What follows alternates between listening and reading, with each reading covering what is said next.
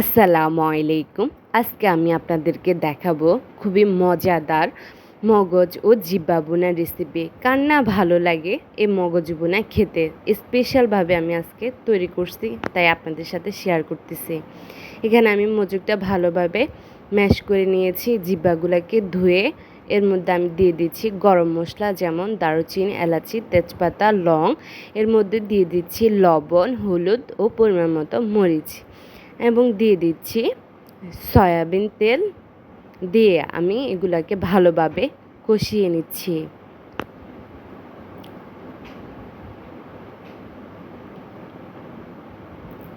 এখন আমার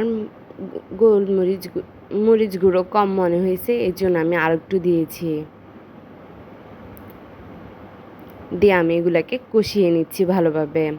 কষানোর এক পর্যায়ে আমি এখানে দিয়ে দিচ্ছি রসুন বাটা, দিয়ে দিচ্ছি আদা বাটা, পরিমাণ মতো আমি দিয়ে দিচ্ছি।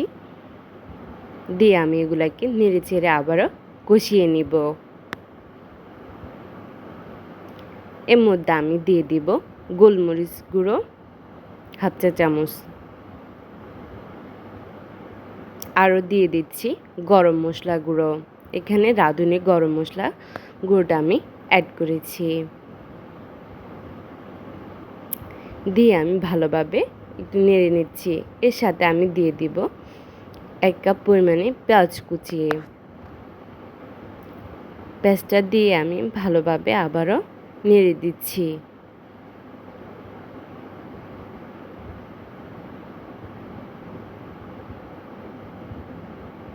এখানে আমি দিয়ে দিচ্ছি জিরা দিয়ে পরিমাণ মতো জিরাটা দিয়ে দিচ্ছি।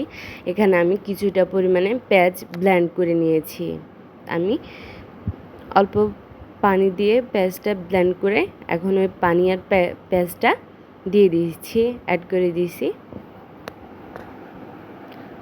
এগুলাকে আমি আবারও একটু সুন্দরভাবে নেড়ে নেড়ে কষিয়ে নিচ্ছি। জিব্বাটা যত কষানো হবে মশলাগুলো তত ভালোভাবে জিব্বার মধ্যে মিক্স হবে। এরপর আমি এখানে সামান্য পানি দিয়ে একটু ঢেকে রাখবো প্রায় 15 থেকে 20 মিনিটের জন্য। আবারও এসে আমি একটু নেড়ে দিব, দেখবেন শুকিয়ে আসছে। এ পর্যায়ে আমি আবারও নেড়ে দিচ্ছি। আবারও আমি আর একটু ভালোভাবে কষিয়ে নেওয়ার জন্য আর একটু রেখে দিয়েছি, এবং এ পর্যায়ে যখন কষিয়ে আসবে আমি আবারও একটু সামান্য পানি অ্যাড করে দিব। জিব্বাটা যত কষানো হবে জিব্বাটা টেস্ট তত দ্বিগুণ হবে। এরপর আমার ম্যাশ করে রাখা মজুগগুলাকে আমি জিব্বার সাথে দিয়ে দিব।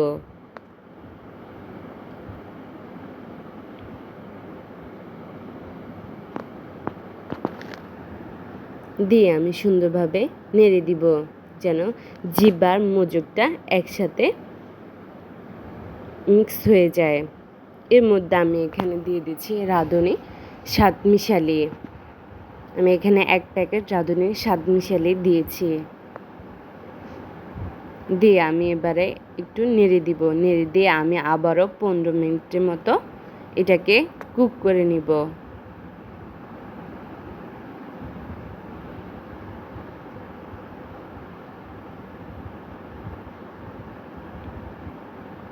তারপরে আবার আমি একটু নেড়ে এটাকে ঢাকনি দিয়ে আবারও ঢেকে রেখে দিব।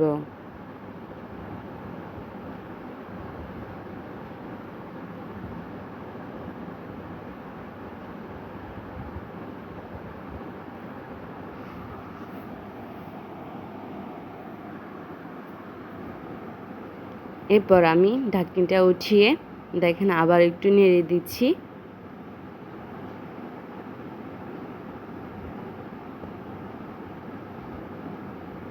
দেখেন ঝোলটা ঠিক এ পর্যায়ে শুকিয়ে আসবে।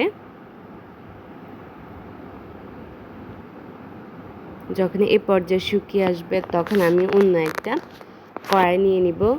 কড়াইয়ের মধ্যে তেল গরম করে নিব। এর মধ্যে আমি দিয়ে দিব কিছুটা পরিমাণে পেঁয়াজ কুচি। এর মধ্যে আবার দিয়ে দিব মরিচ, কিছুটা শুকনো মরিচ দিয়ে দিচ্ছি 2-3টা। এর সাথে আমি দিয়ে দিব গোটা জিরা। গোটা জিরা দিলে ফ্লেভারটা খুবই মজার আসে। অবশ্যই গোটা জিরাটা দেওয়ার চেষ্টা করবেন, দেখবেন মগজ ভুনাটা খেতে অত্যন্ত খুবই মজা হবে এবং ঘ্রাণটা অন্যরকম ফ্লেভারফুল লাগবে। এরপর আমি এখানে মজুগগুলা ঢেলে দিচ্ছি। মজুগগুলা ঢেলে আমি সম্পূর্ণ মজুগটা মিক্স করে নিব। আমার মতো মজুগ ভুনা যদি আপনাদের কাছে ভালো লাগে থাকে আমার ভিডিওটা, অবশ্যই আপনারা লাইক, কমেন্ট ও শেয়ার করতে ভুলবেন না। দেখেন আমি সবগুলা মজুগগুলাকে ভালোভাবে পেঁয়াজ ও মরিচের সাথে এবং কি জিরার গুঁড়োর সাথে মিক্স করে নিচ্ছি। দেখেন আমার মজুগগুলার কালারটা কতটা সুন্দর আসছে। যারা আপনার প্রশংসা করতেও চায় না তাদেরকে এই রেসিপিটা একবার তৈরি করে খাওয়াবেন, দেখবেন আপনার প্রশংসা করতে তারা বাধ্য হবেই হবে।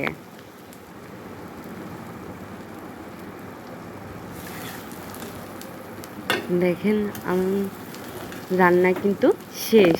এখন আমি এটাকে একটু নেড়ে দিচ্ছি, সুন্দর মতো নেড়ে নামিয়ে নিচ্ছি। ভালো লাগলে